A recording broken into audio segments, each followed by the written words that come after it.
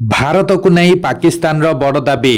Bharat 12,000 kilometre दूरता विशिष्ट क्षेपणास्त्र विकास करुवा पाकिस्तान दाबी करिछि। आसंतु जानिबा एहार सर्विसेस खबर विषय।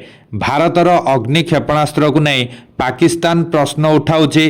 भारत 12,000 किलोमीटर रु अधिक दूरतागामी क्षेपणास्त्र निर्माण करुछि बोली पाकिस्तान रो वैदेशिक कार्यालय कहिछि। अग्नि 5 एवं कार्यक्षम थिबा बेले एहा 8,000 किलोमीटर पर्यंत निक्षेपित होई परिवार क्षमता रही।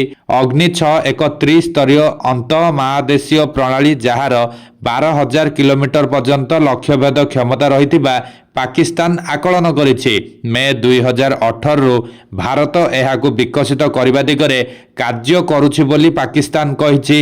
एहा सहित K5 बुड़ा जहाज को भारत 5,000 रु 8,000 किलोमीटर पर्यंत बालास्टिक क्षेपणास्त्र निक्षेपित करिपारिबो।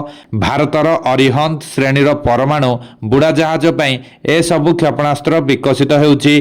पाकिस्तान जुक्ति करिछि जे विस्तारित समुद्र को भारत K5 नियोजित करी यूरोप, रूसिया, इस्राएल एवं अमेरिकार प्रशांत महासागरीय अंचल को टार्गेट करने को सक्षम करिबो। अमेरिका जातीय गुइंदा निर्देशक तुलसी गाबाणकर 2026 वार्षिक विपद मूल्यांकन रिपोर्ट पर पाकिस्तान भारत विरोध में ए सबु जुक्ति रखिछि। गाबाणकर रिपोर्ट रे पाकिस्तान अमेरिका पई विपद सृष्टि करिपारुथबा क्षेपणास्त्र प्रणाली विकास करुथबा देश भाबरे रूसिया, चीन, उत्तर कोरिया एवं ईरान सहित स्थानित करा जायथिला।